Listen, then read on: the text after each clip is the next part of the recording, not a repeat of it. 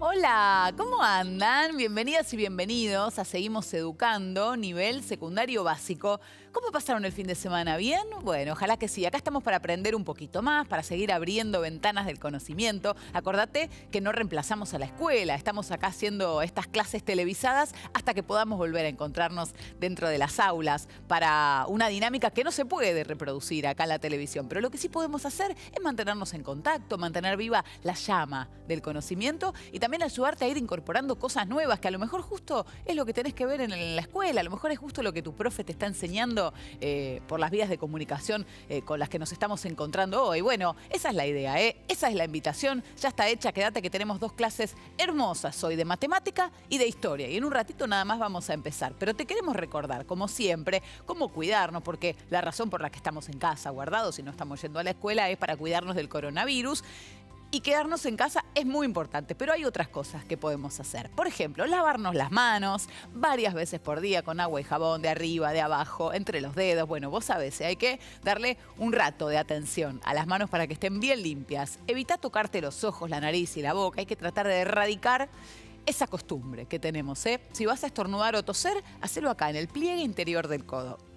Así, ¿te acordás? Bueno, ventila los ambientes, abrís las ventanas, que entre aire fresco, un poquito de sol de paso si tenés suerte. Desinfectá los objetos que usás con frecuencia, todo lo que tenés habitualmente en la mano, el control remoto, el teléfono, la computadora, mantenerlo desinfectado. Si tenés fiebre, tos o dificultad para respirar, tenés que llamar desde la ciudad de Buenos Aires al 107, desde el Gran Buenos Aires al 148 y a nivel nacional al 0800 222 1002. Vamos a cuidarnos entre todos, dale. ¿Cómo prevenir virus respiratorios, incluyendo el coronavirus?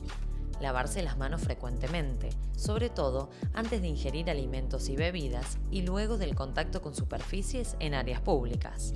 Al toser o estornudar, cubrirse la nariz y la boca con el pliegue del codo. Inmediatamente después, lavarse las manos. Evitar el contacto directo con personas que tengan enfermedades respiratorias. Si viajaste a países con circulación del virus y sos docente, no docente o estudiante, se recomienda aislamiento domiciliario por 14 días, aunque no tengas los síntomas. Podrás solicitar licencia extraordinaria. Seamos responsables para evitar el contagio. Para más información, comunícate con el Centro de Salud de la Universidad Nacional de Río Cuarto. Empezamos la clase del día de hoy, arrancamos por matemática. Buen día, Cristina, ¿cómo estás? Hola, muy bien. ¿Lista para la clase? Bien, qué lindo te queda ese lila, Muy lindo. Bueno, muchas gracias.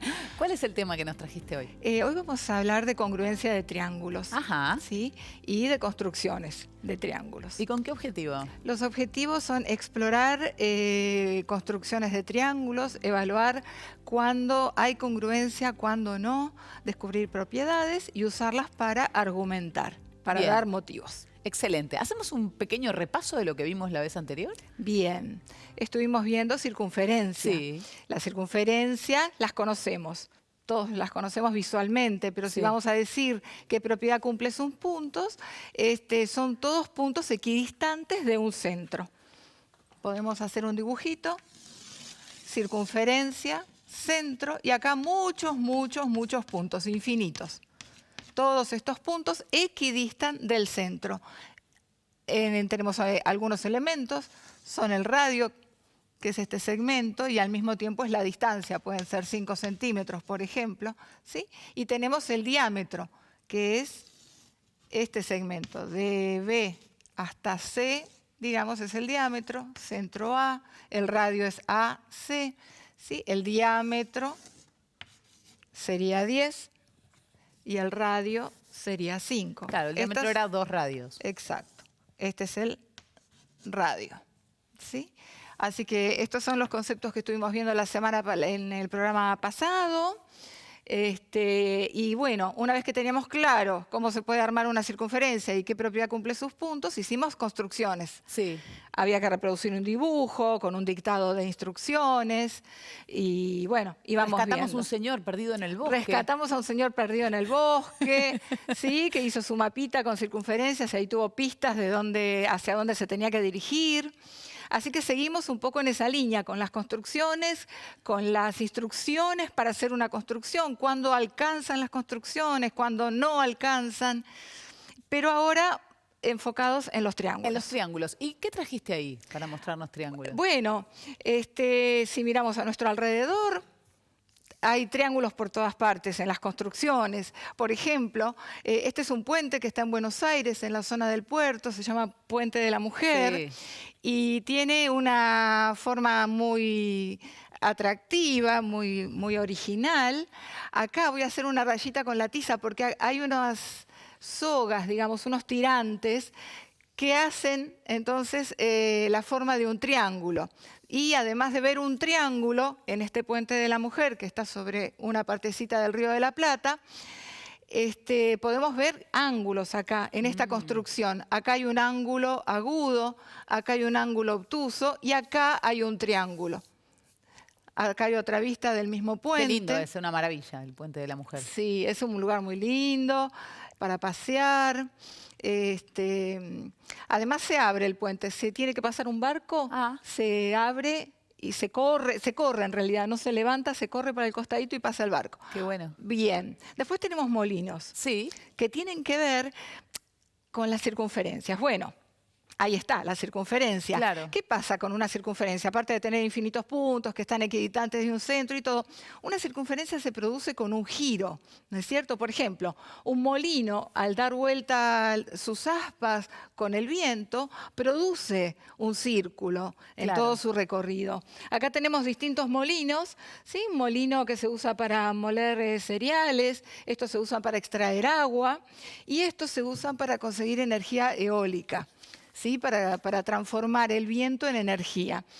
Lo que vemos en estos molinos, el principio es siempre el mismo. El viento, aspas, pero acá hay muchas aspas, acá hay 4, acá hay 3. Y lo que podríamos estudiar es cuál es el ángulo entre Tienen un centro. Tienen un centro, todos describen circunferencias, tienen un centro, ¿sí?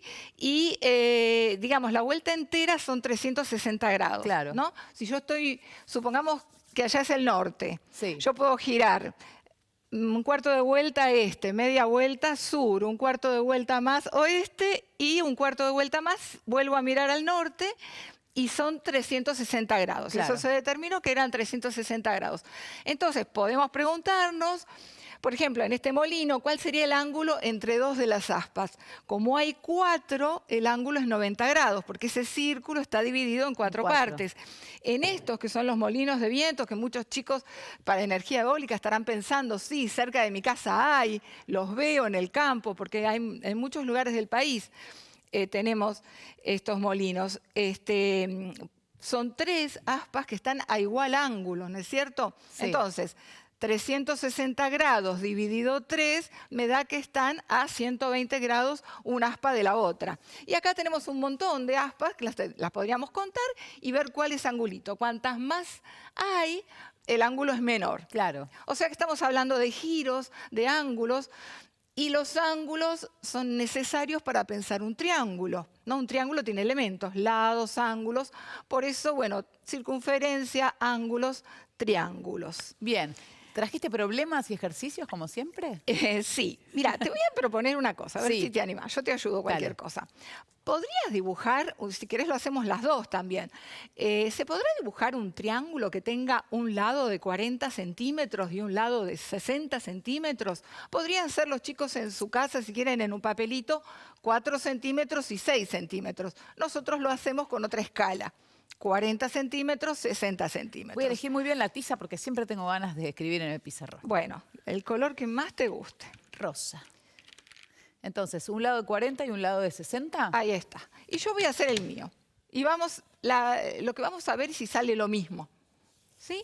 Un lado de 40, vos que estás empezando con el de 40, yo voy a empezar con el de 60. 60.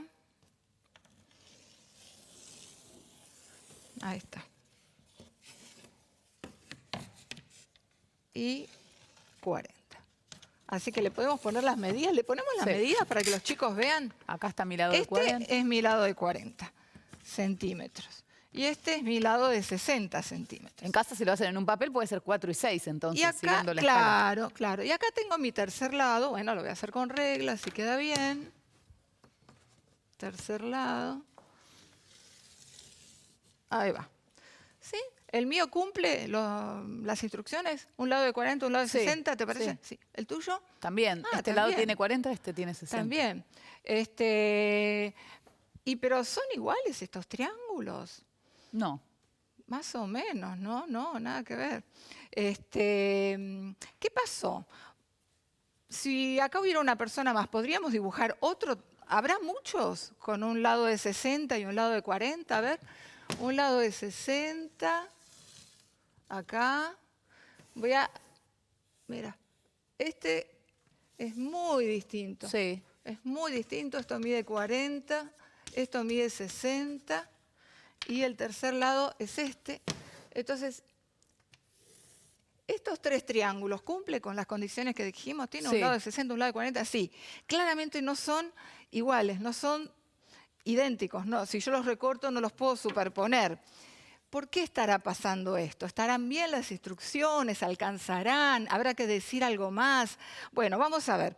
Te quiero mostrar lo que está pasando. Sí, por favor. Te voy a mostrar acá. ¿Sí? Vamos a poner esto acá. Ahí está. Bueno, un lugarcito. Esto lo ponemos acá. Acá tenemos unas tiritas de papel que van a ser las veces de los lados de 40 y de 60 de nuestros triángulos. ¿El amarillo es 40? A ver, Claro, el amarillo es 40.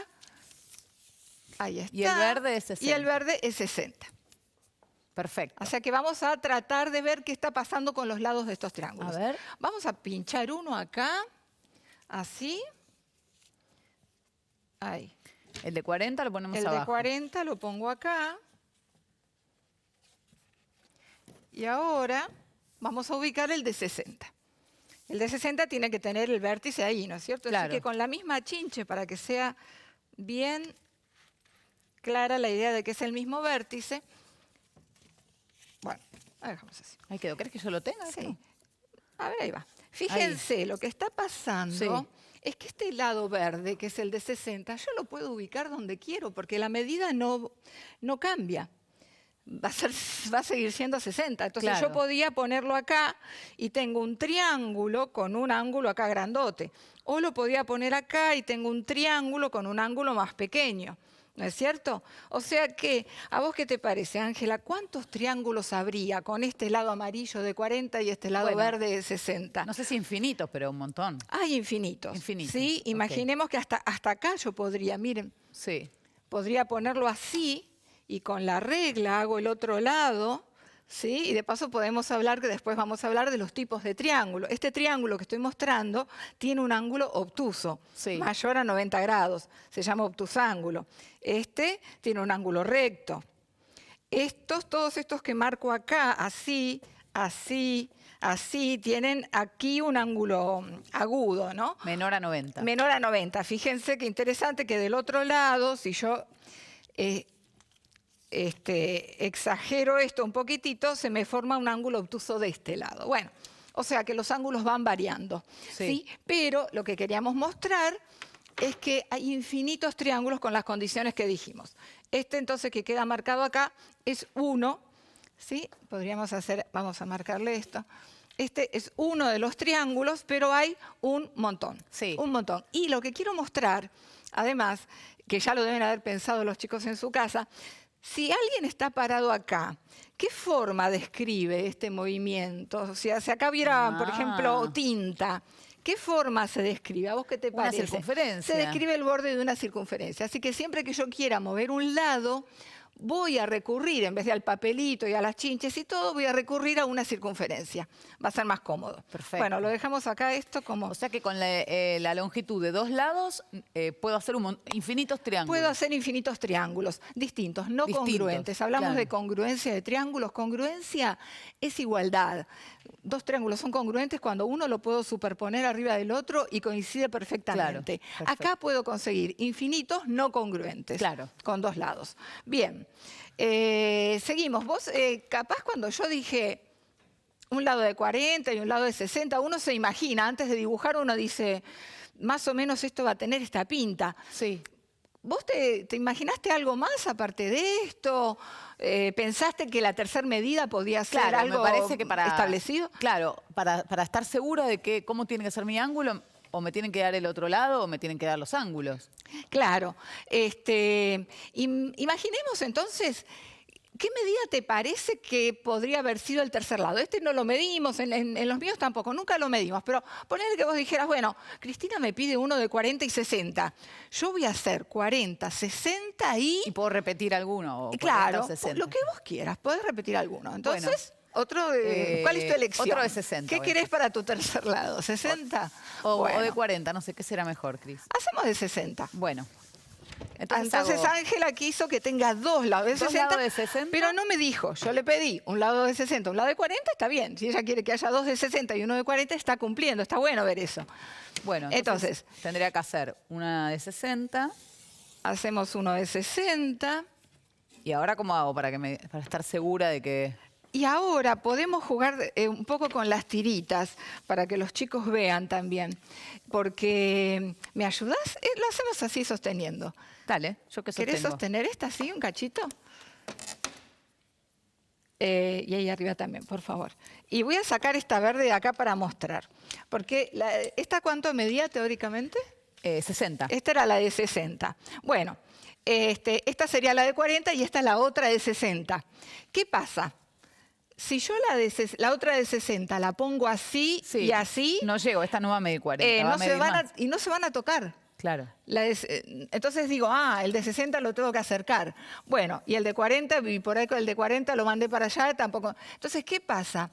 El de 60, ven la puntita, describe un círculo. Un círculo. Y el de 40, para ver dónde lo ubico, describe un círculo. Bueno, dejamos las tiritas, agarramos el compás, y así, mucho más rápido, vamos a ver exactamente dónde hay que ubicar el de 60 y dónde hay que ubicar... Acá está el compás. En casa el pueden de hacer como hicimos el otro día, un hilo con un lápiz, ¿no? Si quieren probar. Claro, claro. Sí, si no tienen compás, tal vez. Lo del hilo y el lápiz es buenísimo. Es buenísimo. Toma la medida, la profe. Tomo la medida 60. 60. Entonces voy a apoyar en uno de los vértices, ya que estamos. Esto va a ser un triángulo, va a tener 3 vértices. Vértice A. Bueno, esta era la tirita verde. La tirita verde va a tener que terminar ubicada por ahí, en alguno de... Ahí, en alguno de esos infinitos puntos. Ahora vamos a ver la tirita amarilla, la de 40. 40, ahí. Esta es la tirita amarilla, Sí. que arrancaba del vértice B. Sí. Entonces, la tirita amarilla habíamos jugado que podía ir ahí, tenía que juntarse con la verde. Entonces, bueno, puede estar acá. Bueno, acá, por acá. Y ese punto donde se encuentran los dos arcos de circunferencia es el lugar indicado. ¿Te animás a seguir, Ángela? Sí. Ahí está. Ese es el lugar indicado para el encuentro de la tirita amarilla con la verde. Estamos encontrando este vértice. Este vértice donde se encuentra la amarilla con la verde. Eso era 60, el otro es 60 y este... A ver si me salió, si te salió bien. Sí. Esperá, mejor empecemos el 0, ¿no? Más fácil. Ahí está, 0, miren, se ve. 40, perfecto. Se ve, 40. Perfecto. Así que, bárbaro. Usamos las circunferencias. Son muy necesarias. Sí. Usamos las circunferencias, usamos el compás. Recordemos que Ángela empezó trazando este segmento. Y la ubicación de los otros dos lados la determinó con arcos de circunferencia. Tenemos un triángulo, Sí. Vértice A, vértice B, vértice C. Otros elementos de este triángulo son sus ángulos. Acá tenemos un ángulo, acá tenemos otro ángulo. Hay leyes entre las medidas que, bueno, ya después estaremos explorando por ahí, ¿no es cierto? Bien, ¿qué datos teníamos? 2 lados, porque Ángela dijo, yo un lado de 60 no, dijo, yo 2 lados de 60. 2 lados de 60 y un lado de 40. ¿Cuántos triángulos distintos pudimos hacer? No, uno solo. Uno. Fíjense que a lo sumo, ¿qué podríamos haber hecho? Ustedes podrían, porque ustedes en casa y uno como alumno siempre tiene que buscar la falla. En casa podrías decir, ¿por qué hiciste los arcos ahí? Claro. ¿Por qué? A ver, y bueno, ¿Qué pasa si la medida de 60, yo digo, en vez de venir para acá, se me ocurre ir para otro lado? ¿Por qué? Si la circunferencia tiene todo un recorrido, ¿no? 360 grados. Entonces, ¿puedo pensar que la tirita esa, que era la verde, viniera para acá? ¿Y puedo pensar que la tirita amarilla, en vez de ir hacia acá, viniera para abajo? Sí, ¿no es cierto? Sí. Entonces, ¿qué pasa? Ahí. Tengo otro punto acá. Hubiera sido otra manera totalmente válida de hacer el triángulo de... Ay, yo lo hago que me encanta el pizarrón. El que quería Ángela, el de 2 de 60 y 1 de 40. A ver, acá me está quedando un lado de 60. Claro, ahí está quedando el toda otro la lado de escuadra. 60. Y acá me debería quedar uno de 40, entonces. Sí, ahí A va, ver, se ve. 0, Mira, 40, bárbaro, perfecto. Bárbaro. ¿Te tengo? Ahí está. Entonces, bueno, no nos confundamos. Era el primer triángulo que dibujamos. Tenía las condiciones, 2 lados de 60 y 1 de 40. Fue otra posibilidad con el mismo método. ¿Cómo son entre sí? ¿Son congruentes o no? ¿Son iguales o no? Sí, porque yo son podría iguales. hacer con una cartulina los dos triángulos, los junto y me quedan iguales. Exacto. Hasta los podríamos doblar por acá porque están Claro, pegaditos, o los claro. podemos recortar. Comparten un lado. Entonces, ¿qué es lo que estamos viendo? En la primera construcción, que teníamos un montón de triángulos todos distintos, los datos eran 2 lados. ¿Qué pasó? Triángulos distintos, distintas formas. Unos flaquitos, otros más gordos, distintas formas. Cuando ponemos la condición de conocer 3 lados, 60, 60 y 40, sale un triángulo. Ustedes me dirán, pero tenés 2. Sí, pero son congruentes. Es la misma, si la recorto es la Claro. misma cambiada de lugar. Podría ser un montón de triángulos para acá, quedaría como ese molino. Claro, claro, quedarían como las aspas de este molino. Sí. Un montón Pero todos de- serían congruentes entre sí. Todos congruentes. Entonces, lo que hemos descubierto es uno de los 3 criterios de congruencia que vamos a ver hoy. Sí. Los criterios de congruencia me dicen qué datos tengo que dar para que los triángulos que salen de esa construcción sean congruentes. Si doy 2 lados, no alcanza, no van a salir congruentes necesariamente. Claro. Si doy 3 lados, seguro que sea quien dibuje, conseguimos triángulos congruentes. Se llaman criterios de congruencia. De congruencia de triángulos.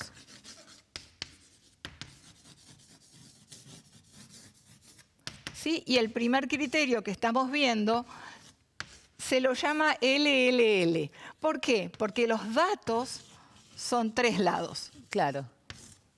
Si Después- tengo 3 lados va a ser congruente. Tengo los datos de los 3 lados y los cumplo, van a ser todos congruentes. Exactamente. Con respetar las medidas de 3 lados, cuando haces la construcción, obtenés nada más que triángulos congruentes. Qué bueno. Bueno, primera ley de hoy. Sí. Después vamos a seguir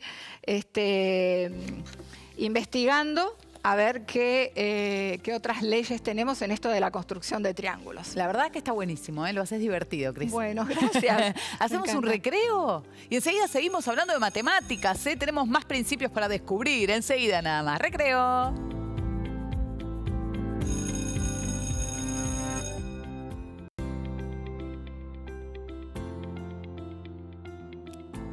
Seguimos educando, seguimos en clase de matemática con la profe Cristina, nos está hablando de triángulos. Y antes de seguir con los problemas y con todo lo que tiene para explicarnos Cris, vamos a ver un material que nos muestra para qué sirven los triángulos. En este caso, por ejemplo, nos vamos a meter en el mundo de la construcción de las estructuras. ¿Sabías que hacen falta los triángulos para poder construir? Mira, fíjate.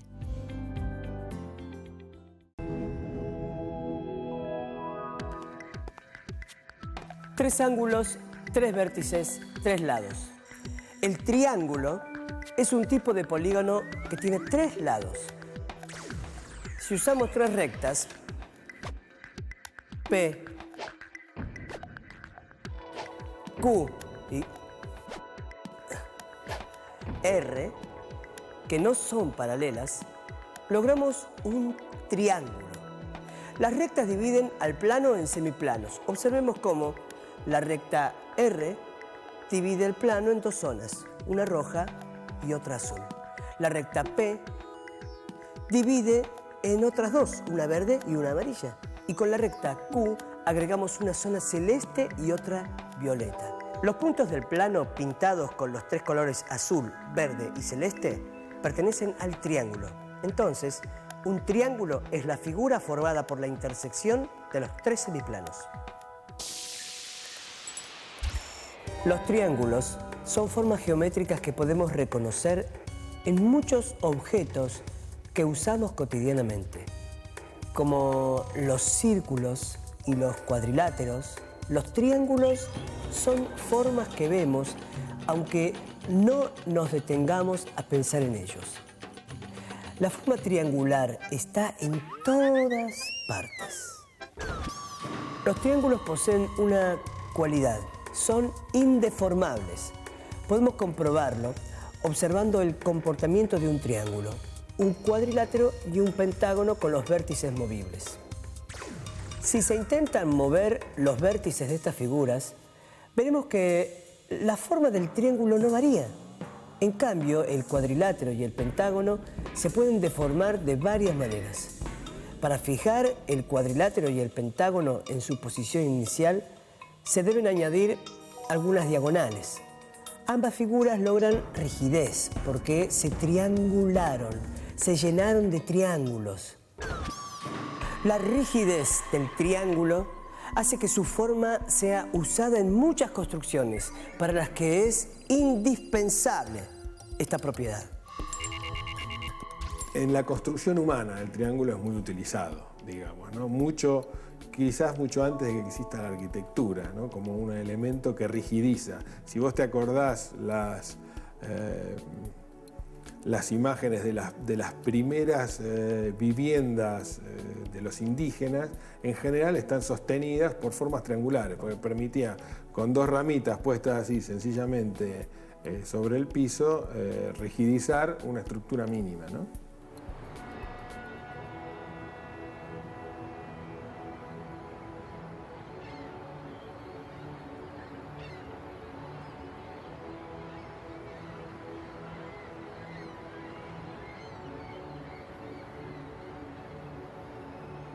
Además, el triángulo tiene la particularidad de ser una figura indeformable, es decir, contrariamente a lo que son los cuadriláteros o otras figuras de más lados, el triángulo no se deforma. Uno puede tirar de cualquiera de sus puntas y no se va a deformar, aún suponiendo que cada punta está articulada, que no es una relación de rigidez. ¿Qué más tenemos para aprender sobre triángulos, profe? Bueno, vamos a seguir viendo esto de las condiciones necesarias para construir triángulos que sean congruentes, cuándo salen congruentes, cuándo no salen congruentes. ¿Te animás a hacer otra construcción conmigo? Vamos a hacer un poco de lugar acá. Te propongo construir un triángulo que tenga un lado de 50, un lado de 40 y el ángulo comprendido de 30 grados. Es decir, vamos a tener un lado, otro lado, y esta abertura, esta amplitud, no es cualquiera. Tienen que ser 30 grados. Vamos a tener que usar el transportador. Así que las dos podemos cada una hacer nuestra versión de este triángulo, a ver qué pasa. ¿Uno de 50 o uno de 40? Uno de 50. ¿Vos vas a, con qué? Empiezo con el de 50. Bueno, yo empiezo con el de 40. 40. Le voy a anotar la medida. Marco un vértice, le pongo A. ¿Sí? ¿Vos querés ponerle otra letra que no sea A? Sí, el mío se va a llamar ABC. El tuyo puede tener las letras que vos quieras. ¿Dale? Así. Son, en principio, dos triángulos. Son diferentes, uno está acá, el otro está allá. Bueno, ahora, antes de trazar el próximo lado, vamos a trazar el ángulo. Claro, vamos a trazar el ángulo. Así que buscamos, chicos, cuidado con el transportador, buscamos el centro del transportador, lo ponemos en el vértice. Yo quiero, ¿para dónde vos lo querías, lo pensabas? ¿Para este lado? Entonces lo vamos a poner así, el transportador, ¿sí? Y el movimiento sale de acá. Entonces, no voy a usar estos números porque el tema del transportador que tiene dos líneas de números, ¿cómo elijo? Si yo quiero desplazar este lado 30 grados para allá, agarro este cerito Este 0 es el que me interesa y no este 0 que está Claro. acá. Acá no tengo nada para desplazar. Quiero desplazar esto 30 grados, dijimos, ¿no? Sí. 10, 20, 30. Ahí está. ¿Te animás a seguirla vos solita? Sí, este de 40, ¿no? Claro. Ahora yo voy a Bueno, trazar el mío Respeto acá. respeto este ángulo y hago Sí. de 40. 10, 20, 30.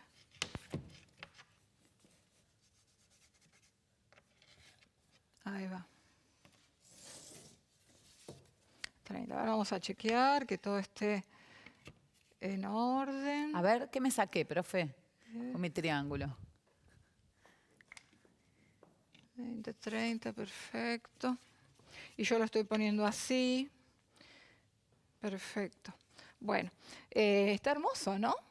¿Le querés poner las letras a los vértices? Así tiene su nombre. El tuyo se llama DEF. Tiene un lado de 40, un lado de 50. El mío vamos a ver cómo se llama. Acá hago mi línea de 50. Ahí, ¿sí?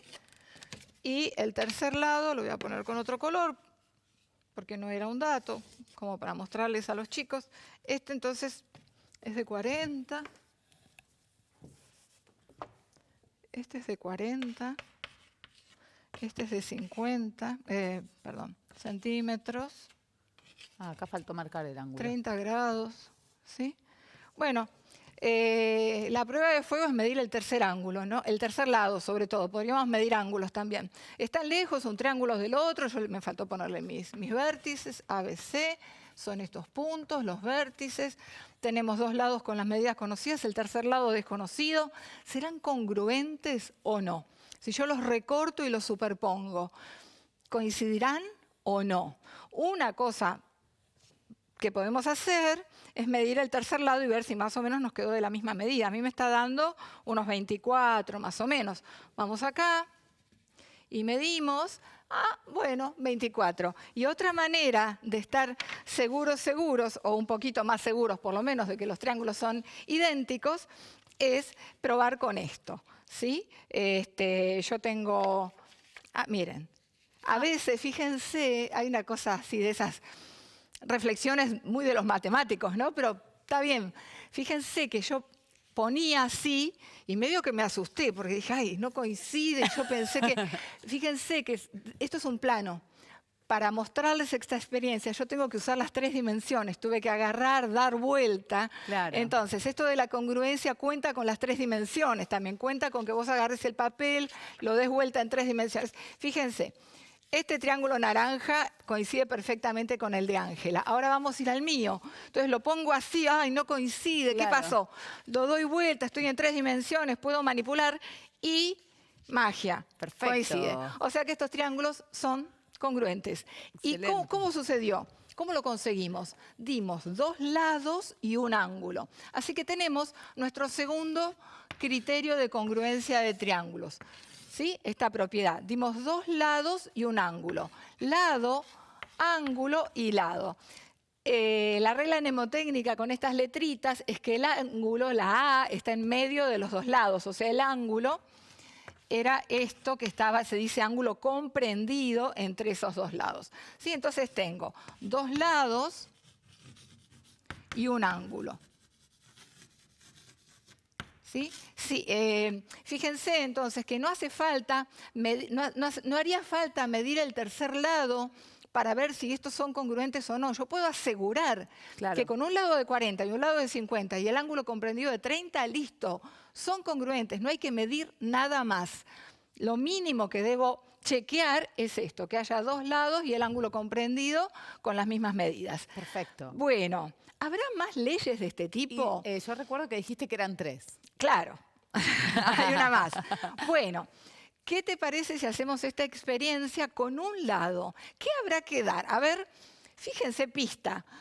Acá doy 3 lados, 3 datos. Acá doy 2 lados y un ángulo, 3 datos. Intuición, así, todo vale. Los chicos piensan en casa también. Sí. Si yo te digo, te voy a dar solo un lado de dato, ¿qué te tendré que dar además? Bueno, yo que en este momento represento a los chicos, 2 ángulos. Ahí está. Vamos a ver si funciona con un lado y 2 ángulos. Vamos a ver si triángulos así bien distintos resultan congruentes o no. Entonces, vamos a tratar de construir otra vez. Mi propuesta es un lado de 50. Sí. ¿Empezamos? Sí. Y ya después te digo los ángulos. Un lado de 50.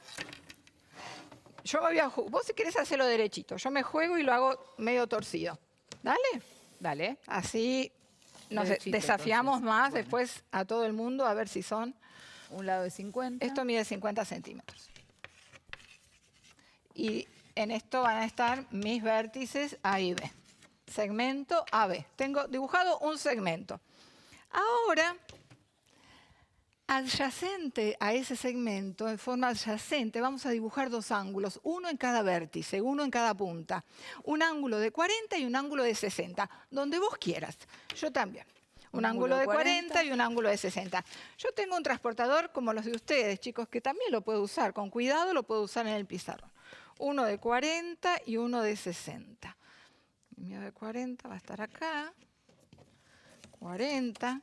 Veamos lo que pasa. Voy a usar los instrumentos escolares un poquito. Ahí.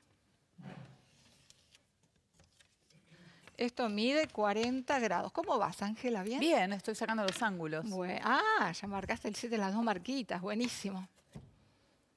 Buenísimo. Uno de 40. Yo voy a marcar el mío acá de 60. 60 es acá. Ahí va. Me divierte esto, Cristina. Quiero hacer siempre Está triángulo. bueno. Uno se siente, no sé, haciendo Ay, planos. es algo muy lindo de la matemática. Cuando sale bien descubrís cómo te sentís, no sé, Sí. Einstein. Además ¿no? se usa esto. Si vos tenés que hacer un molde para una ropa, los moldes Claro. tienen muchísima geometría. La arquitectura, la ingeniería, bueno, ni hablar, ¿no? Si nos ponemos a nombrar. Miren lo que me pasó a mí.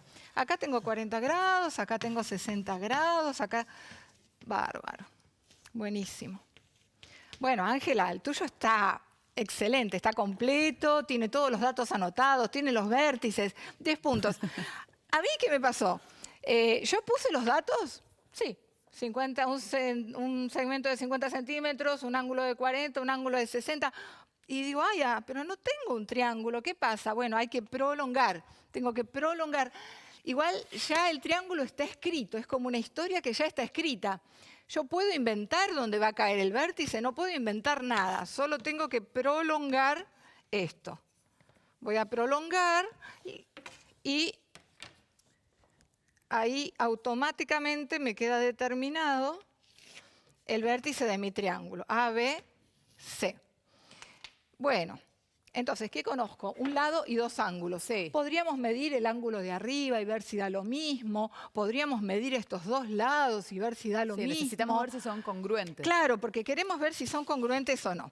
Vamos a ver, esto nos va a servir como antes para ver si por lo menos uno coincide con el otro, ¿no es cierto? Vamos a ver, lo pongo así, no encaja, lo pongo así.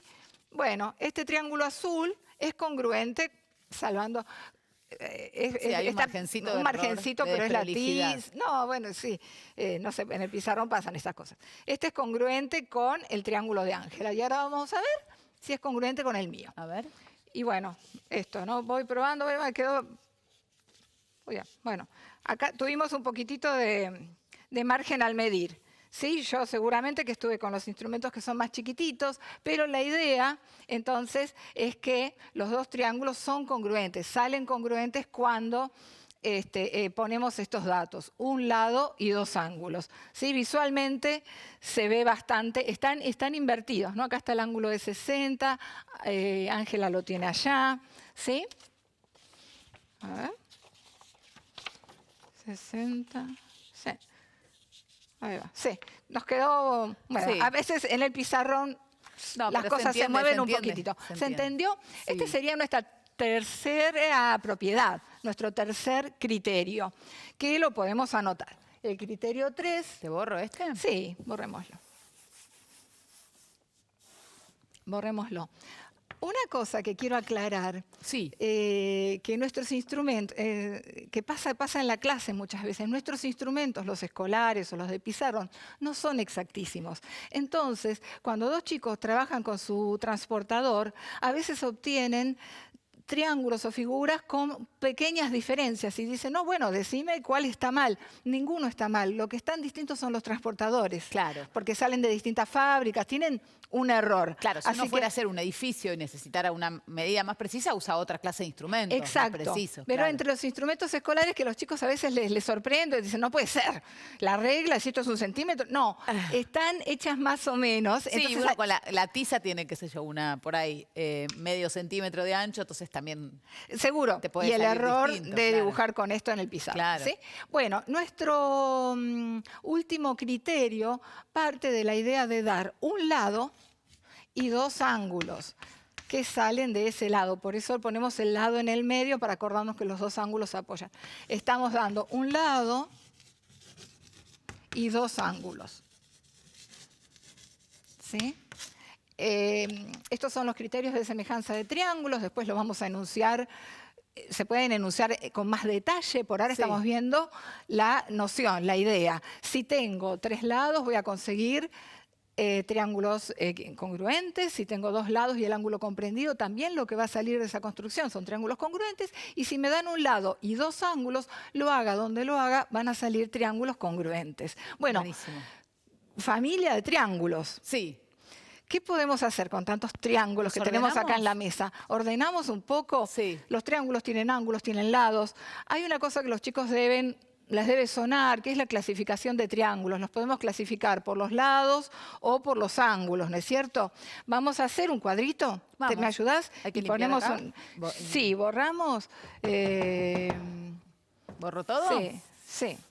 Sí, podemos borrar hasta acá y dejamos las letritas de pronto, Bueno, ¿te está parece? buenísima la regla mnemotécnica de las Sí, letras. sí. Para acordarse.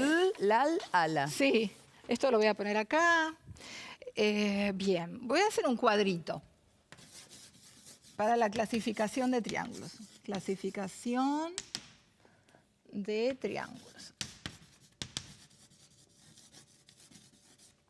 Vamos a ordenar esta familia. Vamos a ordenar esta familia de Perfecto. triángulos de todas formas. ¿Sí? Bien. Tenemos, a ver, vamos a hacer así, ahí y ahí. Así. Ujú. ¿Y te acordás de algunos nombres, Ángela? Me acuerdo, bueno, tirá- hace mucho que estudié esto, pero isósceles. Claro. Entonces, si miramos los lados, podemos hablar de triángulos equiláteros, por Equiláteros. ejemplo. Acá me voy a poner un poquito más de lugar para escribir. ¿Sí? Equiláteros. Equiláteros.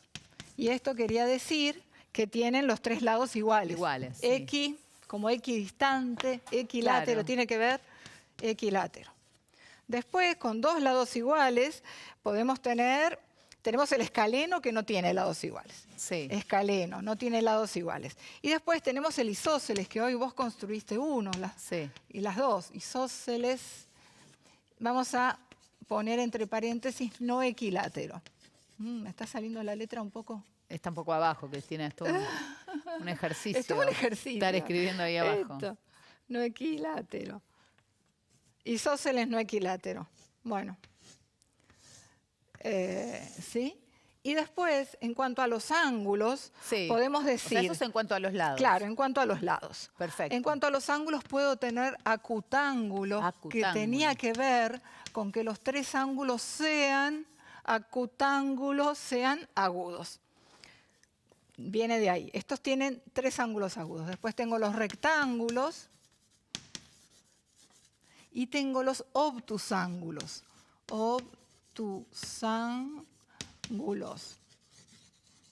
¿Sí? Hoy hablamos de ángulo obtuso, acá, Sí. en lo del puente de la mujer, o sea, ángulo agudo. Este tiene un ángulo obtuso, este tiene todos agudos y este tiene un ángulo recto. Bueno, Perfecto. ahora, bien, Vamos a hacer rápidamente así.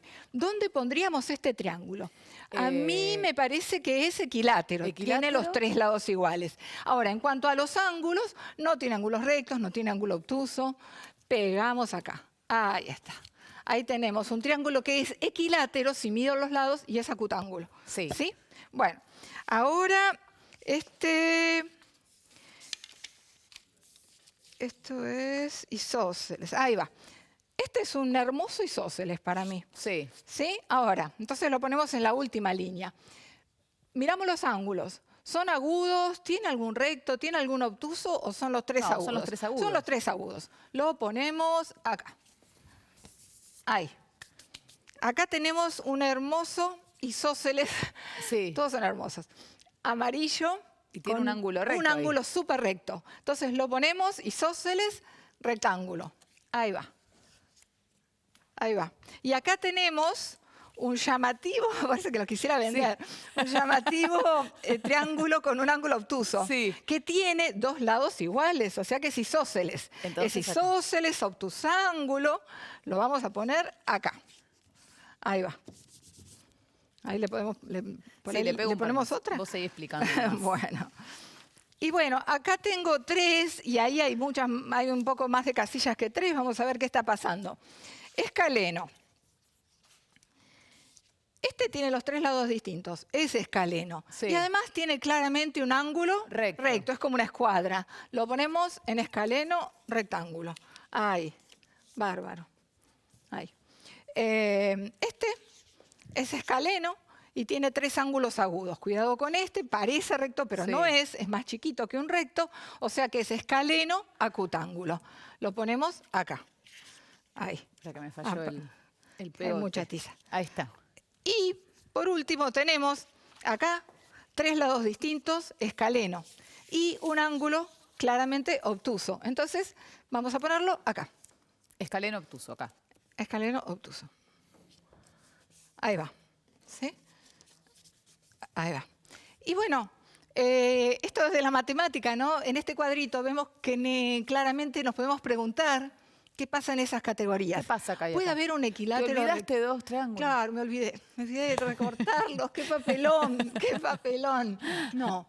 ¿Viste la matemática que tiene que ver con el infinito, con lo que existe, con lo que no existe? Si es equilátero, estos 3 ángulos tienen que medir 60 cada uno. No puede haber un rectángulo ni un obtuso. Claro, no puede haber un rectángulo. Acá no existen. No existe un triángulo de esa categoría, por más que recortemos y dibujemos. No. Lo mismo, si es equilátero, dijimos, tiene que tener 60 cada... ¿Por qué? Porque 60 por 3 da 180, que es una ley de los ángulos de los triángulos. O sea, no puede tener un ángulo obtuso. No existe. Así que la matemática también se ocupa de investigar cuando existen triángulos de determinada manera y cuando no existen. Podemos afirmar que de esas categorías no hay y de las otras hay infinitos. Está buenísimo el cuadro, para memorizar, para tenerlo bien en la cabeza. Vemos un material para seguir aprendiendo sobre este. Vas a terminar esta clase sabiendo todo sobre triángulos. Mirá, fíjate este material.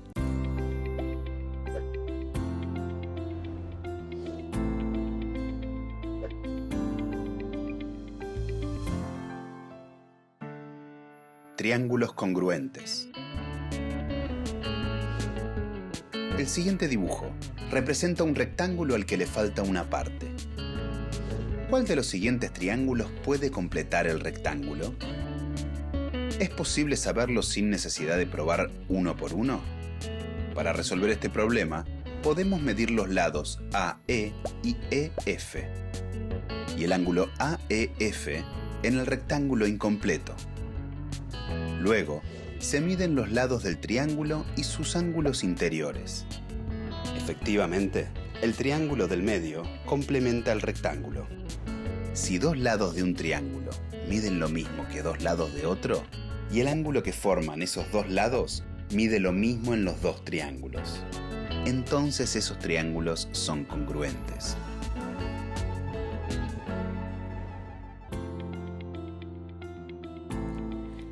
Bueno, profe, ¿qué conclusiones podemos sacar de todo lo que vimos? Bueno, muchos triángulos. Sí. Algunos son congruentes, otros no. Sí, tengo 3 criterios para darme cuenta rápidamente si 2 triángulos son congruentes o no, sin tener que superponer cartones, papeles, sin tener que medir todo. Los criterios son lado, lado, lado, lado, ángulo, lado y ángulo, lado, ángulo. ¿Qué quiere decir? Si yo chequeo que tienen 3 lados congruentes iguales, el triángulo tiene la misma forma y el mismo tamaño. Congruente. Si yo chequeo que hay 2 lados y el ángulo comprendido con las mismas medidas, listo, esos 2 triángulos son idénticos, se pueden superponer. Y si yo chequeo que hay un lado en común, o sea, tienen un lado de la misma medida y los 2 ángulos adyacentes miden lo mismo, listo, los 2 triángulos son congruentes. O sea que tenemos 3 criterios muy fuertes, muy sólidos para decidir con pocos datos si 2 triángulos son congruentes o no. Buenísimo, lo comprobamos todo acá. Esto es lo que vimos hoy. ¿Sabes qué? Tenés más ejercicios si querés o podés ampliar tu conocimiento sobre todos estos temas de matemáticas en los cuadernos. Fíjate también en nuestra plataforma, seguimoseducando.gov.ar, porque ahí también tenés los cuadernos y tenés todo el contenido que te explicamos en la clase. Y también acordate que si algo no entendiste bien, querés que te recuerde los isósceles, los equiláteros, bueno, lo podés hacer a través de WhatsApp y te contestan profes. El número es 011-3262-6362. La idea es que sepas todo sobre triángulos. Eso. Bueno, muchas gracias, Cris. La verdad que es súper linda la clase. Bueno, gracias. Bueno, se va la profe Cristina, se terminan las matemáticas por unos días nada más y enseguida viene Carla para hablarnos de historia. En un ratito nada más seguimos educando. Ahora, a comer su sandwichito. Recreo, enseguida venimos.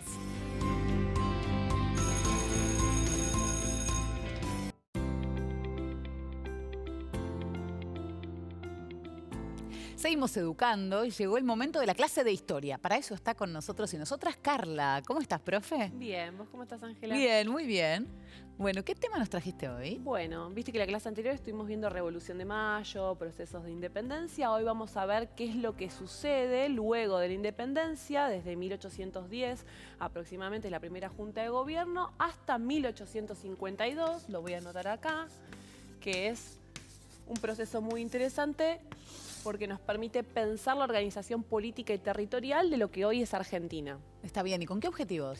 Bueno, los objetivos de la clase es poder encontrar algunos actores sociales, poder identificar los conflictos que llevan a esa conformación del país y poder encontrarnos, digamos, con distintos procesos que son bastante complejos y que vamos a ir desplegando a lo largo de la clase. Bueno, dale, empecemos. ¿Qué tenés para empezar? Bueno, como para empezar, ubicarnos un poco en tiempo y espacio, comprender que todo este periodo es un periodo atravesado por conflictos que se van a desarrollar en principio en función de qué tipo de país o qué país vamos a construir. Entonces vamos a ver algunos proyectos de país. En principio vamos a analizar, por ejemplo, el papel de Buenos Aires y el papel de los caudillos, los llamados caudillos del interior, que se les dice así en la historiografía y es una palabra bastante polémica. Los caudillos son líderes territoriales que van a ser mal llamados caudillos por la oposición y distintas visiones historiográficas, porque bueno, van a tener mucho poder. Pensemos que desde 1810 en adelante,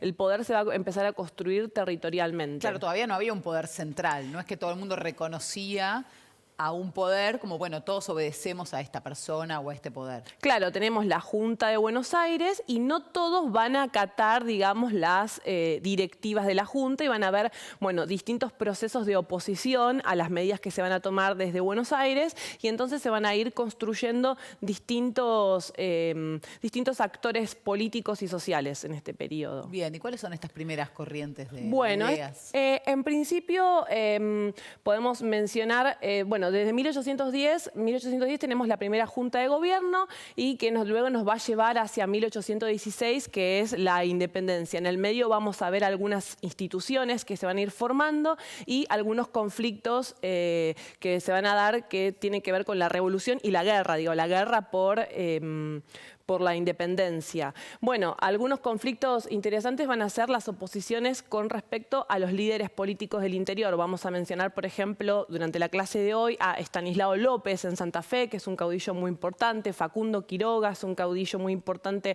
de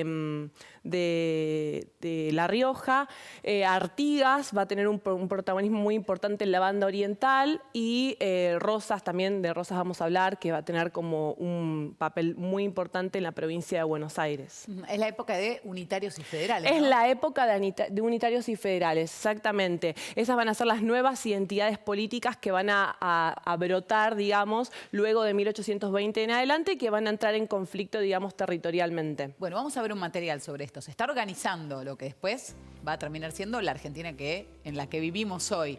Unitarios y federales. ¿De qué se tratan estas identidades? A ver.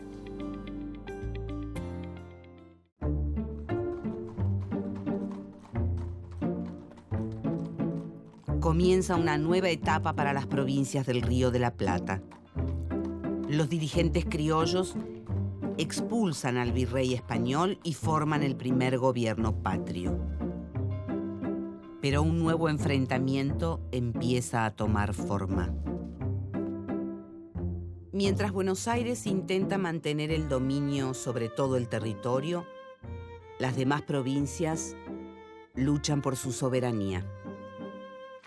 En la Asamblea Constituyente de 1813, los diputados porteños tienen el objetivo de imponer un régimen centralista en el que Buenos Aires sea la sede del gobierno.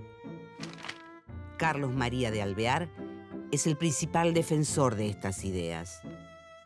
Por su parte, José Gervasio Artigas, el líder revolucionario de la provincia oriental, envía a sus diputados con instrucciones claras: impulsar una organización federal en la que cada provincia mantenga una parte muy importante de su soberanía.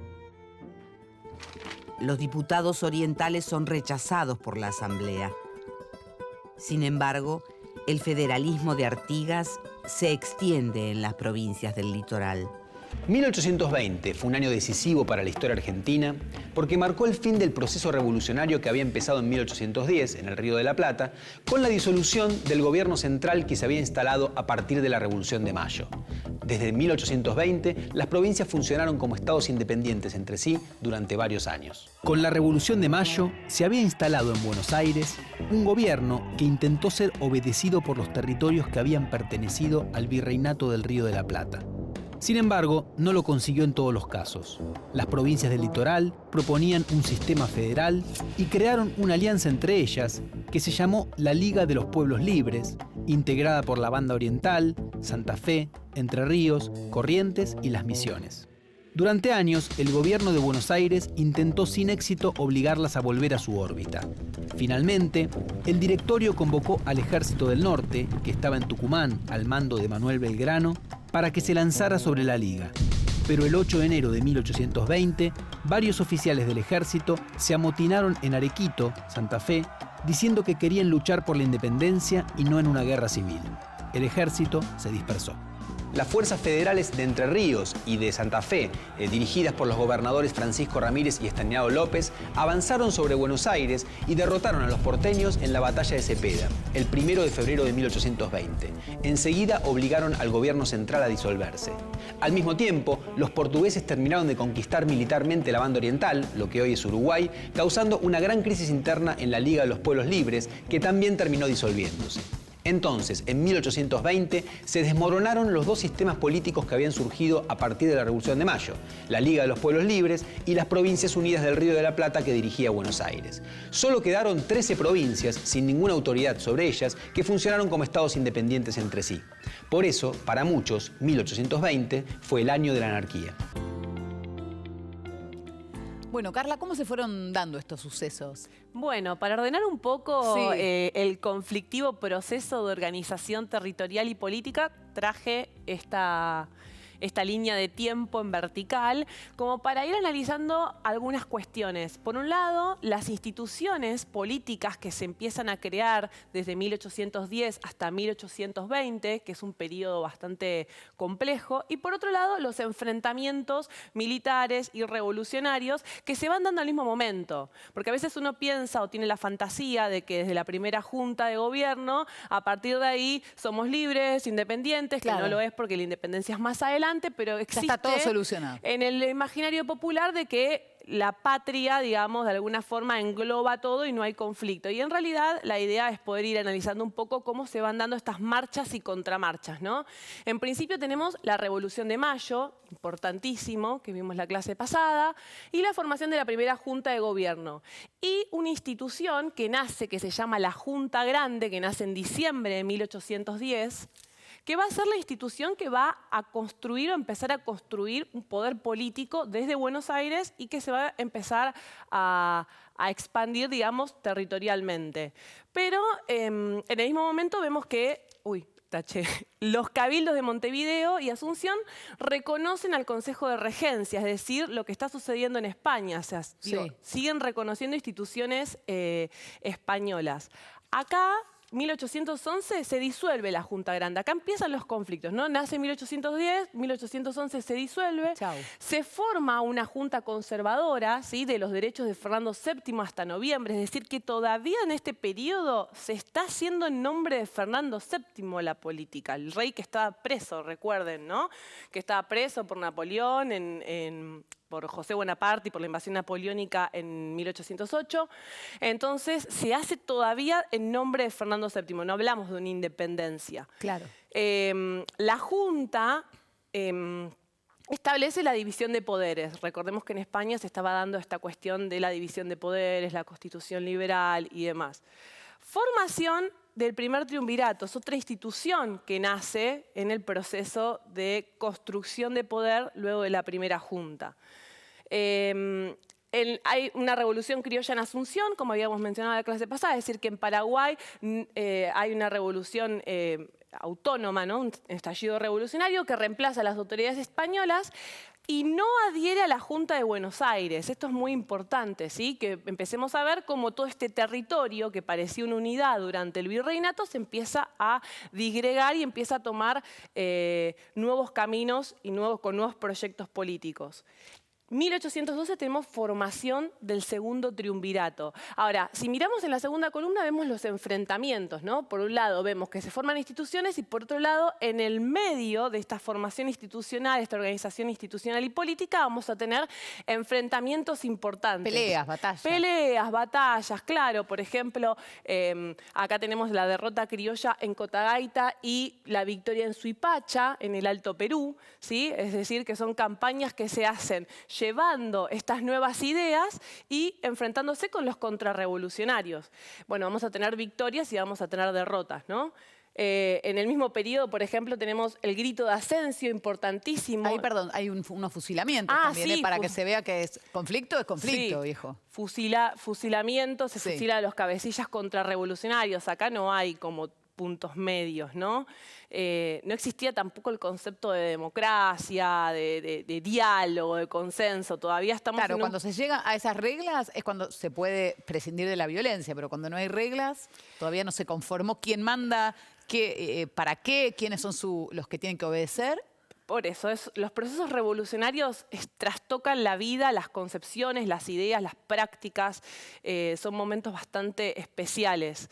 Yo quería señalar el grito de Asensio porque se inicia la revolución anticolonial de Artigas. Artigas va a ser un personaje muy importante porque va a ser reconocido como un líder de la banda oriental, lo que hoy es Uruguay, que en las Provincias Unidas del Río de la Plata era provincia, ¿sí? Y que luego se separa, que va a tener un proyecto independiente, que se va a oponer a Buenos Aires, Artigas lo vamos a ver, y en el mismo momento en el que se disuelve la Junta Grande, se empiezan a formar el primer triunvirato, por ejemplo, seguimos teniendo derrotas, por ejemplo, tenemos la derrota criolla en Huaki, el Alto Perú, y Paraguarí y Tacuarí en Paraguay. Y acá, en 1811, sucede algo muy interesante, la proclama de Castelli a los indios del Perú.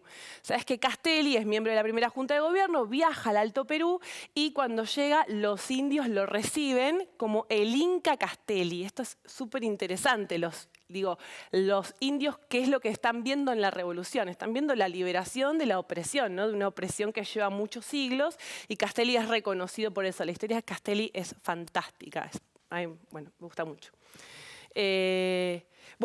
Bien, encontramos, digamos, esto. Mientras están dando organizaciones institucionales, por otro lado, estamos encontrándonos con enfrentamientos, campañas.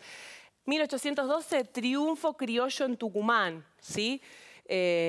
1813, año importantísimo porque se crea la famosa Asamblea del año 13. Sí. Es una asamblea que va a empezar a construir, digamos, normas nuevas, ¿sí? Leyes. Una de las más conocidas es la libertad de vientres, Sí. la que se empieza a pensar en la liberación de los esclavos por nacer. No en los que ya están, pero sí en los que van a nacer. Los próximos que nazcan, los hijos de esclavas van a nacer libres. Bien, bueno, la Asamblea del año 13 Sí. empieza a construir un nuevo orden, digamos, Sí. ¿no? Empieza a legislar. Y en el mismo momento tenemos el combate de San Lorenzo, famoso combate de San Lorenzo. Victoria criolla en la batalla de Salta y derrota en Vilcapugio y Ayohuma, en Alto Perú. Ayohuma es una de las batallas donde pelean muchas mujeres. Una de las mujeres que participa de este periodo se llama María Remedios del Valle, la madre de la patria. Interesantísima la historia, creo que lo vamos a retomar para la semana de mayo. Qué bueno. Sí, bien. 1814, Gervasio Posadas, director supremo. ¿Por qué? Porque se empieza a construir un nuevo orden político basado en el directorio. Si se llama directorio, Gervasio Posadas va a ser el director supremo. Y en el medio, digamos, mientras sucede esto, mientras se construye el directorio, hay un enfrentamiento abierto entre Artigas y el directorio. Artigas va a oponerse a la política centralista de Buenos Aires. ¿Por qué? Porque el directorio es una institución porteña, digamos, ¿no? O sea, lo que hoy podríamos decir porteña, es de Buenos Aires. Bueno, en ese momento ya estaba el puerto, así que... Claro, sí, bueno, todavía no es el puerto que conocemos más adelante en el siglo XIX, pero sí es importante tener en cuenta que el directorio va a tomar medidas de tipo centralista, es decir, pensando en Buenos Aires, y que distintos territorios que formaban parte de las Provincias Unidas del Río de la Plata van a oponerse a esas medidas que son bastante centralistas. Bien. 1815 cambia el director supremo. Fíjense el poquito tiempo, ¿no? O sea, se nombra un director supremo, al otro año cambia el director supremo, empiezan se sustituyen, ¿no? O sea, primero tenemos a Alvear, luego tenemos a Álvarez Thomas también como director supremo. Artigas es proclamado protector de la Liga de los Pueblos Libres, es decir, que vamos a tener un espacio político que se va a formar en oposición a Buenos Aires. Artigas domina todo el litoral, Córdoba, y Artigas va a desarrollar un reglamento provisorio. Piensen esto, en el medio de la guerra empezar a construir leyes y normas de qué hacer y qué no hacer. Claro. ¿No? Ir transformando un poco la vida política, institucional y en el medio de la guerra. Derrota criolla en Venta y Media y Sipe Sipe. Esas son calles, ¿no? ¿Porteñas? Sí. Yo porque no vivo. Venta y Media no sé, yo tampoco pero vivo Sipe acá. Sipe me suena a calle porteña. De Caballito. El Alto Perú se pierde para la revolución, es decir, el Alto Perú se termina. Y llegamos a la independencia, 1816, Congreso de Tucumán. Se hace en Tucumán justamente ¿para qué? Para evitar la idea de que Buenos Aires está controlando la independencia, ¿no? También. Entonces se hace en Tucumán, aparte recordemos que Tucumán es una zona muy próspera en ese momento, muy conocida. Congreso de Tucumán, independencia de las Provincias Unidas del Río de la Plata. Acá dice de América del Sur. Parece interesante el concepto. Y en 1817 tenemos sanción de la Constitución de las Provincias Unidas. No, esto es en el 19, perdón. En el 17 lo que vamos a tener es la campaña de San Martín a Chile. El famoso cruce de los Andes. ¿Por qué se da el cruce de los Andes? ¿Querés que te lo diga? Sí. ¿Quieren que se los diga? Yo puedo tirar una hipótesis, pero me parece que A ver. va a confundir. A ver. Bueno, lo que sabemos, siempre estudiamos en la escuela, para ir a sacar a los realistas de Chile. Bien, pero acá el plan de San Martín es fantástico. Y es fantástico por varias razones. Primero, que se intenta llegar al Alto Perú, ¿por dónde? Por el norte. Y como el norte está trabado, digamos, porque las campañas que se hacen desde Buenos Aires hacia el norte no pueden avanzar porque hay un bloqueo en el norte mismo, no pueden llegar por tierra. ¿Y qué piensa San Martín? Bueno, lo vamos a hacer por mar. Entonces, el objetivo de él es llegar a Chile para viajar por mar a Perú. Esa es la planificación estratégica. La Entonces, estrategia. Libera Chile, libera Perú. Digamos, por eso es el libertador de América. Es uno de los personajes más importantes de nuestra historia. Yo tengo un cuadro de San Martín en mi casa, lo amo. Bien. Esperen, me recupero de la emoción. Es como una cholula de San Martín, me gusta. Se compromete con la historia. Entonces, sí. San Martín va a Chile. San Martín hace la campaña a Chile. Guerra civil en el litoral entre Artigas y el Directorio. Tenemos este enfrentamiento entre Artigas y el Directorio permanentemente. Y se sanciona una constitución en 1819, la Constitución de las Provincias Unidas de Sudamérica, que no va a entrar en vigencia porque es una constitución centralista. Es decir, las provincias se oponen a esta constitución porque le da mucho poder a Buenos Aires, concentra mucho poder en Buenos Aires y entonces es una constitución que no va a entrar en vigencia. Esto termina en una batalla que se conoce como la Batalla de Cepeda en 1820, se disuelve el Directorio y comienza un periodo en la historia argentina que va desde 1820 hacia 1800, yo le voy a poner 1862, es un periodo bastante largo, de autonomías provinciales. No vamos a tener, en realidad, la Constitución nuestra es en 1853, ¿no? Sí. Se sanciona en 1853, pero se sanciona la Constitución y bueno, después vamos a ver qué va a suceder. Buenos Aires se va a separar de la Confederación, todavía no es el país que conocemos, pero hasta el 53 no va a haber una Constitución nacional. Claro. Y vamos a tener lo que se conoce como el periodo de autonomías provinciales, donde van a cobrar mucha importancia estos caudillos de los que hablábamos al principio de la clase. Bueno, muy bien, enseguida lo vamos a ver, ¿eh? Vamos a seguir con este periodo. Hasta acá vimos hasta 1820, enseguida avanzamos a partir de 1820. Pero primero vamos a hacer un recreo y enseguida seguimos aprendiendo de historia con la profe Carla.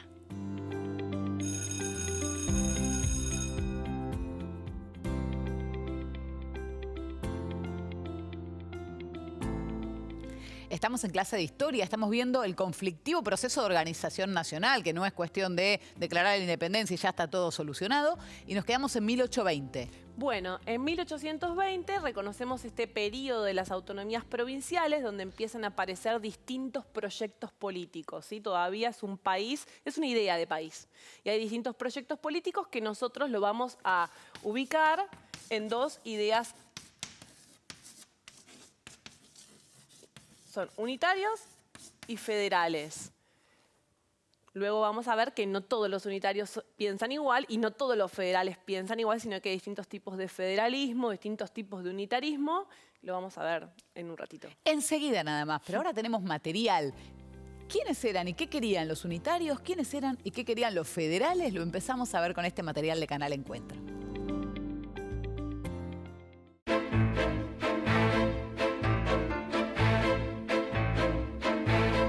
Se llamó unitario al grupo político liderado por Bernardino Rivadavia, que en el marco del Congreso Constituyente, desarrollado entre los años 1824 y 1827, propuso dictar una constitución en la cual se declaraba que la Argentina tenía una única soberanía nacional y se iba a gobernar de forma centralizada desde Buenos Aires. Los unitarios continuaron una tendencia existente en la década anterior. Todos los gobiernos revolucionarios, desde 1810, la Junta, los dos triunviratos y el Directorio, fueron centralistas. Consideraban que la soberanía era una e indivisible y proponían la organización de un Estado central con sede en Buenos Aires. En su proyecto, las distintas ciudades, que en esos años se irían convirtiendo en provincias, eran políticamente reconocidas como distritos con algún grado de autonomía en las decisiones locales, pero siempre bajo el abrigo del poder central, que designaría a las autoridades provinciales. Sus planteos eran similares entonces a los que más tarde hicieron los unitarios, aunque en la década de 1810 no usaban ese nombre.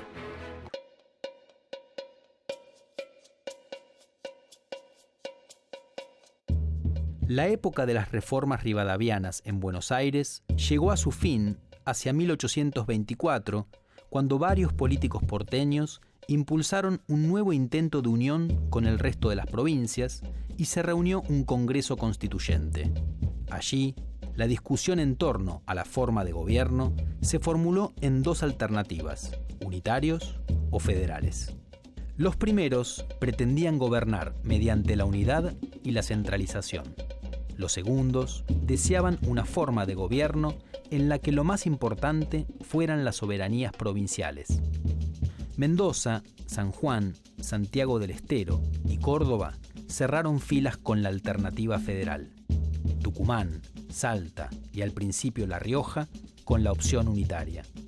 Las restantes provincias confiaban en que el Congreso resolvería el asunto o no llegaron a manifestarse por el aumento de la tensión entre ambos partidos.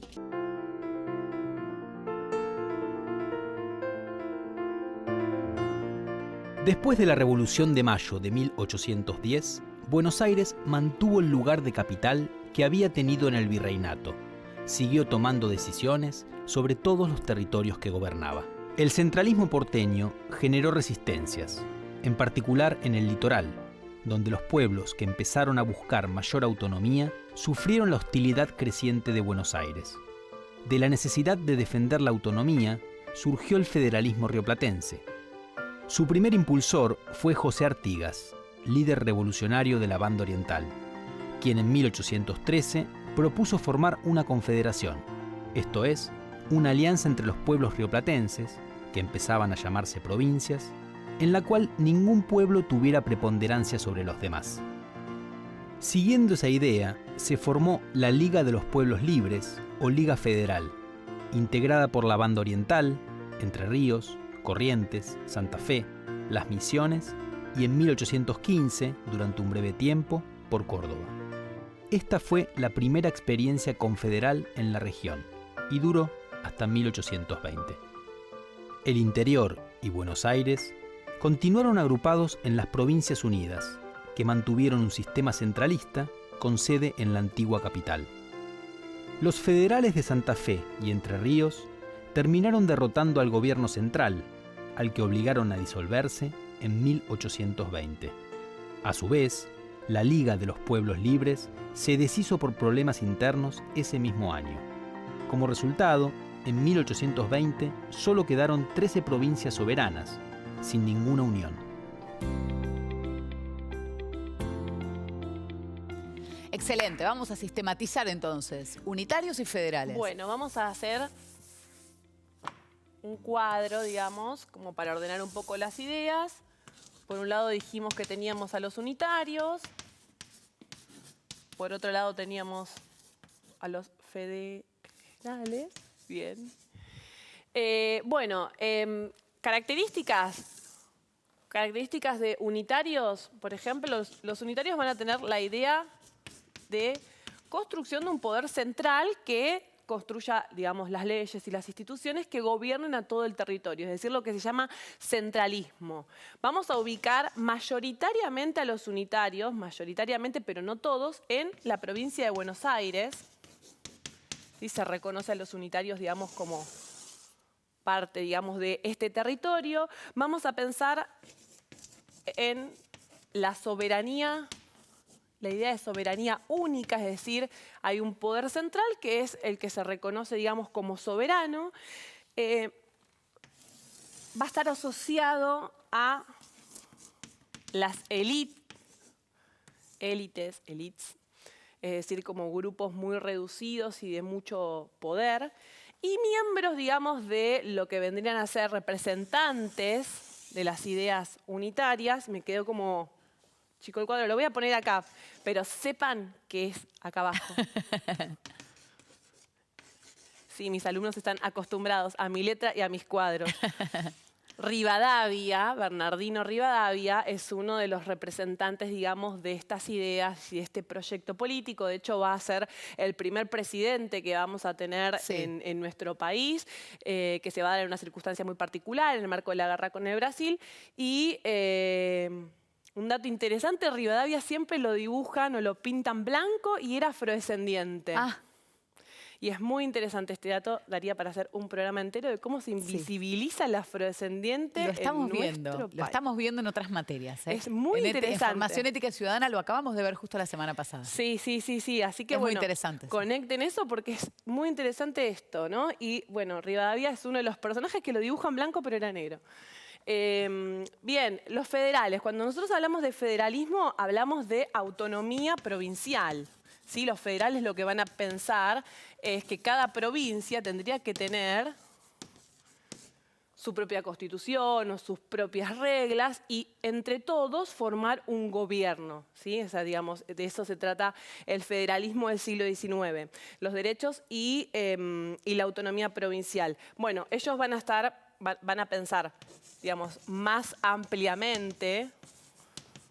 Es decir, que van a haber distintas provincias que van a recuperar estas ideas federales, como por ejemplo La Rioja, Santa Fe.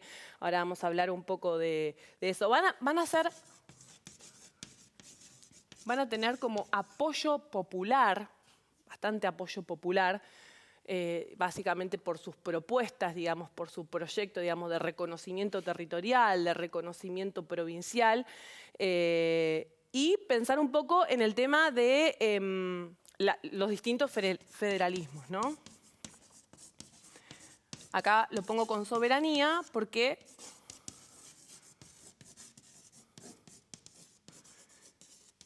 van a haber distintos tipos de federalismo. Líderes, ¿no? Que lo van a encarnar distintos líderes. Voy a nombrar algunos. Estanislao López en Santa Fe. Genio. Estanislao López lo que hace es declarar... ¿También tenés un póster, no? Lo amo a Estanislao López, el amor de mi vida. Él, le erraste por unos siglos, Carla. Sí, la verdad que lo tengo perdido en el tiempo. Lo que pasa con estos personajes es que desde la historiografía tradicional y también desde las élites del momento, los van a acusar de brutos, de salvajes, de bárbaros, de gente que se maneja con la violencia. Y Estanislao López es el primero que sanciona una constitución en el país. Ajá. La Constitución de Santa Fe, 1819, o sea, es importantísimo esto. Entonces digo... Pero digo, para que sea el amor de tu vida, te falló unos años de diferencia. Sí, ¿no? mal. Te erraron. Le erré yo con la época en que nací. Estanislao López, tenemos entonces en Santa Fe, Facundo Quiroga va a representar el federalismo de La Rioja, Rosas en Buenos Aires, Dorrego en Buenos Aires. Dorrego es un líder popular que va a ser fusilado, es el gobernador de la provincia de Buenos Aires que va a ser fusilado en 1828, sin juicio, sin nada, lo secuestran, lo fusilan. O sea, fijémonos el tipo de enfrentamiento y violencia que hay en todo este periodo de conformación. O sea, se fusilan al gobernador de la provincia. Wow. Así. Tranca. Tremendo. Bueno, Dorrego va a ser un líder muy popular, de hecho el funeral de Dorrego va a ser muy popular, va a asistir mucha gente y va a ser como recordado en la memoria colectiva durante mucho tiempo luego de que sucede eso. Qué bueno. Bueno, más material tenemos para ir fijando los conceptos, lo que pasó en esta época. Vamos a compartirlo. Con la disolución del Congreso Constituyente y el regreso del ejército de la guerra contra Brasil, que toma partido por los unitarios, se desata una guerra civil. En el litoral, el intento unitario de hacerse del poder fracasa al poco tiempo. Buenos Aires, Santa Fe, Entre Ríos y Corrientes se afianzan como provincias federales. El resto de las provincias se aglutina en la unitaria Liga del Interior, conducida desde Córdoba por el general José María Paz. La contienda se resuelve a favor de los federales. Y a comienzos de la década de 1830, las 14 provincias suscriben el Pacto Federal. Profe Carla, ¿quiénes fueron los líderes en esta etapa? Bueno, líderes de la expresión federal, dijimos Dorrego, Rosas, López, Quiroga, pero ahora vamos a hablar un poco sobre Rosas, que va a ser el gobernador de la provincia de Buenos Aires y que va a ser un momento bastante complejo. Es un personaje polémico, Rosas, es un personaje que no tiene tintas medias, ¿no? Es como que la historiografía o lo odia o lo ama. Es algo bastante complejo y porque va a tener una posición bastante controvertida. Por ejemplo, con respecto a la Constitución. Rosas no va a sancionar nunca una Constitución para organizar territorialmente, pero va a construir un sistema de alianza con los gobernadores, ¿no? Y con los gobernadores y con distintos actores sociales. Por ejemplo, va a tener una política diferente con el indio. Va a tener como indios amigos, va a hablar bueno, justamente de indios. Los indios amigos son los indios con los cuales no va a entrar en conflicto y sí va a entrar en conflicto con otros, pero su forma, digamos, de gobierno es la construcción de distintas alianzas. Sí. ¿Y si vemos en el mapa este periodo? Bueno, en el mapa nosotros acá nos vamos a encontrar, digamos, con la famosa guerra civil entre unitarios y federales. Por un lado vamos a tener la Liga del Interior, creada en 1830, que van a tener un proyecto político diferente, la Liga del Litoral, creada en 1831, y Corrientes se une a la Liga del Litoral recién al final, digamos, de la guerra, es decir, se va a unir a la Liga del Litoral. Entonces vamos a tener un territorio que va a estar dividido, es decir, que no vamos a tener una unidad todavía en este periodo. Y lo que está en blanco es donde todavía los pueblos originarios mandaban. Claro, tenemos dominios. Cuando nosotros pensamos en el mapa de Argentina, no pensemos en el mapa actual, sino que pensemos también que hay territorios que todavía están habitados por pueblos originarios que, bueno, luego van a ser exterminados por algunos gobiernos posteriores. Claro. Y este primer gobierno de Rosas, ¿qué características tenía, por ejemplo, lo económico? A ver, en términos económicos, el gobierno de Rosas es liberal, digamos, es libre, promueve libre cambio, promueve este contacto con Europa, esta exportación, en principio, de bienes agropecuarios y la importación de productos manufacturados. Y luego, esto se va a transformar hacia 1835, va a sancionar una ley que se llama la Ley de Aduanas. Y la Ley de Aduanas, lo voy a poner acá, es una ley que va a proteger algunos productos de las economías regionales, digamos, en esta línea de construir alianzas con las regiones y con los gobernadores y con las provincias. Rosas va a proteger, por ejemplo, el mercado de textiles, por ejemplo, bueno, de algunos bienes como los textiles, como los vinos, como la caña.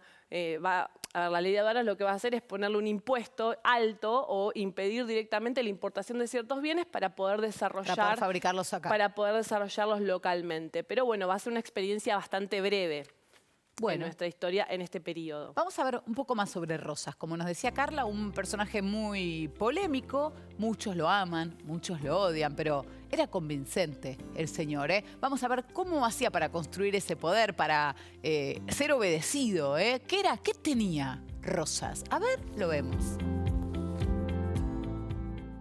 1842 fue decisivo para la historia argentina porque ese año Juan Manuel de Rosas derrotó a todos los levantamientos en su contra, poniendo fin a 5 años de una guerra durísima y afianzando su poder, que se mantendría durante una década más. Comenzó así el primer período de orden duradero que tuvo el Río de la Plata desde la Revolución de Mayo de 1810. Juan Manuel de Rosas llegó por segunda vez a ser gobernador de Buenos Aires en 1835, y a partir de allí comenzó a afirmar su poder en la provincia y luego fue imponiendo la hegemonía porteña sobre el resto de la Confederación. Su objetivo era crear un orden a través de una única identidad política, la federal. Si solo se podía ser federal, todas las otras expresiones políticas quedaban prohibidas. Esta postura tuvo muchos adherentes, pero también muchos opositores.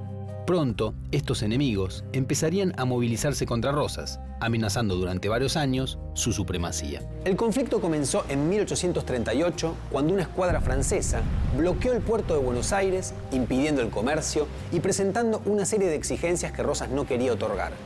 Esto fue visto por muchos opositores como una oportunidad de cambio. un grupo de intelectuales antirrocistas, entre los cuales se destacaban Juan Bautista Alberdi y Esteban Echeverría, se dedicó a articular a los descontentos para generar una oposición común. Así, entre 1838 y 1842, Rosas tuvo que enfrentar militarmente a una larga lista de enemigos: la provincia de Corrientes, el gobierno uruguayo, una conspiración en la ciudad de Buenos Aires, un levantamiento de estancieros bonaerenses que se llamó los Libres del Sur, un ejército comandado por Juan Lavalle e integrado por unitarios y federales enemigos de Rosas que estaban exiliados en Montevideo, y una coalición de las provincias del norte que se separó de la Confederación. En un momento pareció que Rosas iba a colapsar, pero logró reponerse y los derrotó a todos. El régimen rosista, pilar de la Confederación Argentina, logró sobreponerse exitosamente a simultáneos e importantes levantamientos. El terror y la coacción contra los opositores no estaban ausentes, como lo ejemplifican la mazorca, la obligación de usar la divisa punzó o las arbitrarias confiscaciones de propiedades. Salido del seno de los grandes estancieros, dicho grupo apoyó su llegada al poder, aunque luego se fue distanciando. Las comunidades de afrodescendientes también se destacaron por su adhesión al restaurador de las leyes. Por último, las tribus amigas de indígenas socorrieron a Rosas cuando una sublevación de grandes hacendados amenazó su poder en el sur de la provincia. En tiempos de consolidación del rosismo, quienes caminasen por la ciudad de Buenos Aires y sus alrededores encontrarían innumerables referencias de apoyo al gobierno. El color rojo era el elegido para simbolizar este apoyo. Además de representar al bando federal, este color fue escogido por Rosas para uniformar al 5º Regimiento de Caballería, creado con sus primeros seguidores y partidarios cuando era comandante de milicias rurales.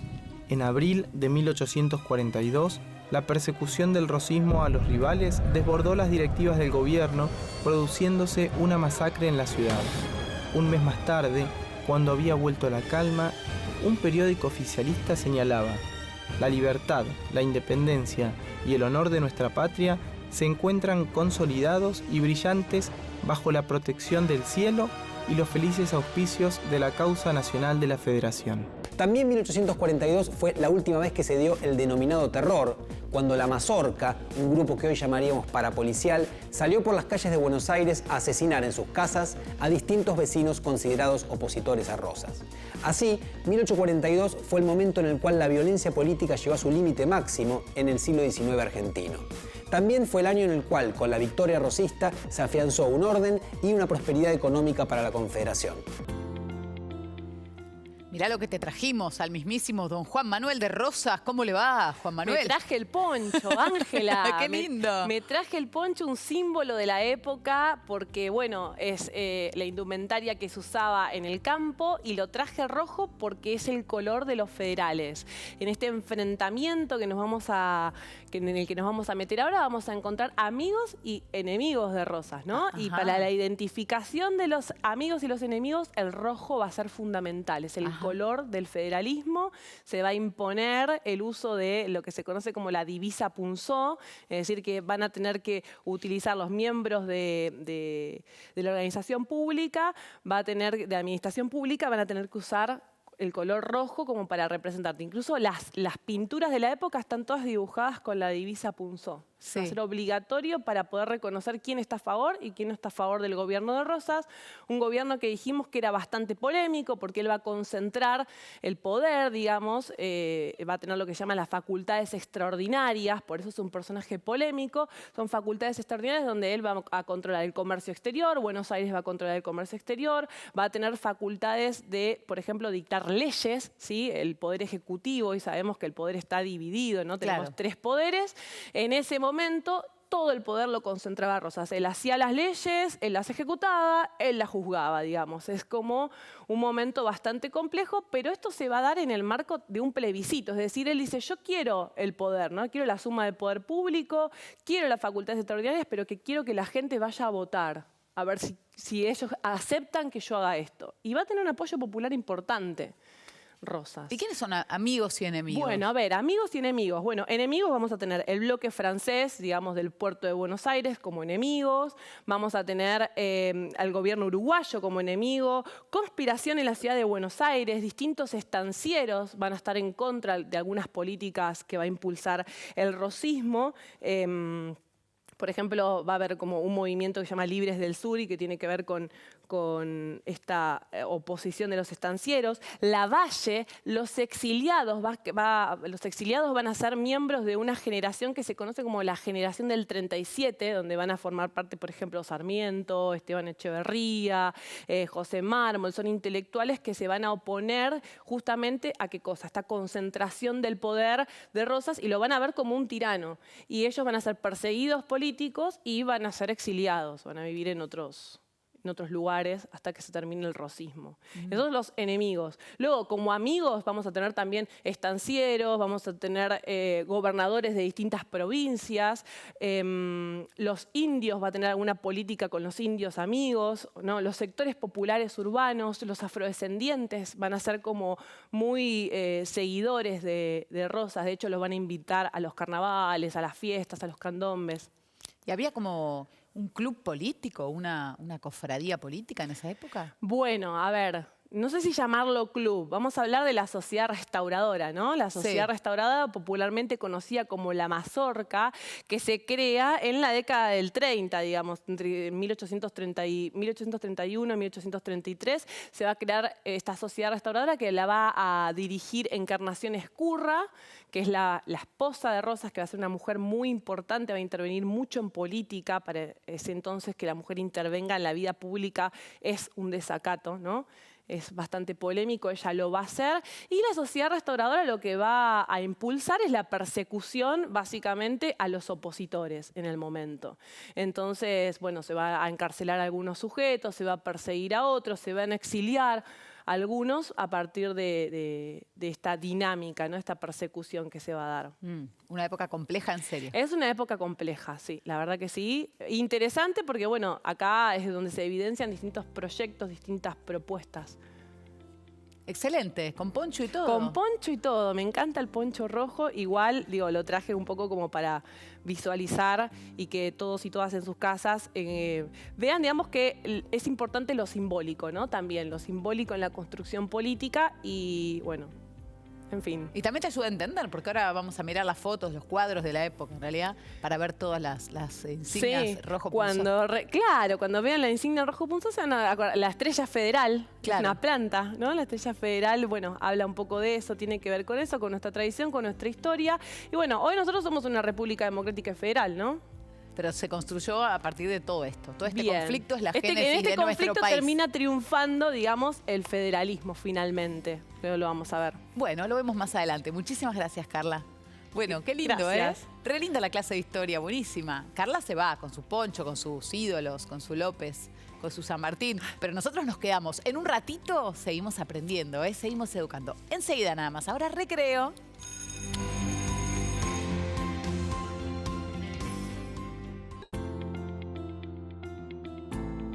¿Estás cómodo, no? Ahí en el silloncito, que ya tiene tu forma. Me imagino el control remoto en la mano como parte constitutiva de la mano, prácticamente inseparable. Larga todo, por favor, parate, que vamos a hacer gimnasia, educación física con la profe Claudia. Vamos. Ahora te voy a mostrar unos ejercicios de movilidad articular que puedes hacer con una pelota. Si no tenés, puedes usar un almohadón, un buzo o algún elemento que la pueda reemplazar. Por ejemplo, con el brazo podemos hacer grandes circunducciones hacia atrás o hacia adelante, balanceo a un lado, al otro, arriba, abajo. Vamos a pasar la pelota entre la cintura y la cadera, haciendo los movimientos y acompañando con la pelota. Ahora te voy a mostrar algunos ejercicios de movilidad articular con un elemento que es un palo de escoba, que me imagino que debes tener en tu casa. Mira, vamos a, por ejemplo, mover hacia arriba, estiro y al centro. Arriba, al centro.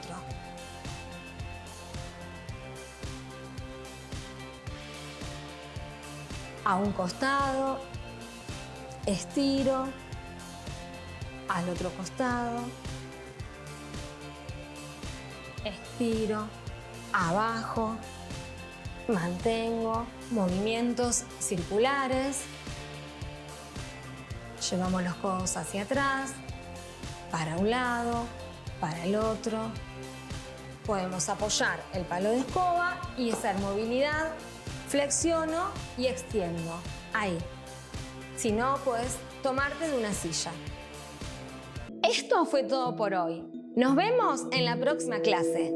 Quédate en casa. Hace actividad física en casa. Llegó el momento de leer por leer. Vení, porque hoy vamos a tomarlo de la biblioteca. ¿Sabés qué libro vamos a leer hoy? Algunas poesías de la antología poética. Mirá. Sobre, seguramente la escuchaste nombrar, Alejandra Pizarnik. Mira, lo que queremos, lo que busca el Ministerio de Educación con este Plan Nacional de Lectura, del que todos los días te leemos un poquito, es que vos te enganches, te enamores de los libros. Pensá que en tu casa puede haber una biblioteca, ponele, si tu mamá, tu papá, tus abuelos tienen libros, puedes ir a revisar a ver qué encontrás. Te doy un tip, una ayuda. Si en el colegio te gustó algún libro que leyeron de los libros que son obligatorios, te gustó cómo escribe ese autor, vas a buscar algún libro parecido. Cuando podamos volver a la escuela, las escuelas tienen bibliotecas, los barrios tienen bibliotecas. Cuando puedas volver a salir vas a tener acceso a esos libros y mientras tanto tenés los que tengas en casa, tenés los que tenemos en la plataforma seguimoseducando.gov.ar, que acordate que no consume datos, es gratuita. Y además te podemos leer cosas acá. ¿Qué tal? Los libros son hermosos, ¿eh? Alejandra Pizarnik nació en Buenos Aires en 1936 en una familia de inmigrantes judíos de origen ruso y eslovaco. Publicó su primer libro titulado La tierra más ajena en 1955. Después le siguieron muchísimos libros que la transforman en una de las escritoras más importantes de nuestro país. En 1972, cuando tenía 36 años, decidió morir en la misma ciudad en la que había nacido. Y nos dejó su legado. Vamos a leer algunas de sus poesías. Por ejemplo, son poemas. La última inocencia. Partir en cuerpo y alma. Partir. Partir, deshacerse de las miradas, piedras opresoras que duermen en la garganta. He de partir, no más inercia bajo el sol, no más sangre anonadada, no más formar fila para morir. He de partir, pero arremete, viajera. Las aventuras perdidas, 1958, La jaula. El segundo poema que vamos a leer. Afuera hay sol. No es más que un sol, pero los hombres lo miran y después cantan. Yo no sé de sol. Yo sé la melodía del ángel y el sermón caliente del último viento. Sé gritar hasta el alba, cuando la muerte se posa desnuda en mi sombra. Yo lloro debajo de mi nombre. Yo agito pañuelos en la noche y barcos sedientos de realidad bailan conmigo. Yo oculto clavos para escarnecer a mis sueños enfermos. Afuera hay sol, yo me visto de cenizas. Fuertes, ¿eh? Cenizas es el último. Hemos dicho palabras, palabras para despertar muertos. Palabras para hacer un fuego, palabras donde poder sentarnos y sonreír. Hemos creado el sermón del pájaro y del mar, el sermón del agua, el sermón del amor. Nos hemos arrodillado y adorado frases extensas como el suspiro de la estrella, frases como olas, frases como alas. Hemos inventado nuevos nombres para el vino y para la risa, para las miradas y sus terribles caminos. Yo ahora estoy sola, como la avara delirante sobre su montaña de oro, arrojando palabras hacia el cielo, pero yo estoy sola y no puedo decirle a mi amado aquellas palabras por las que vivo. Ay, son durísimos, ¿eh?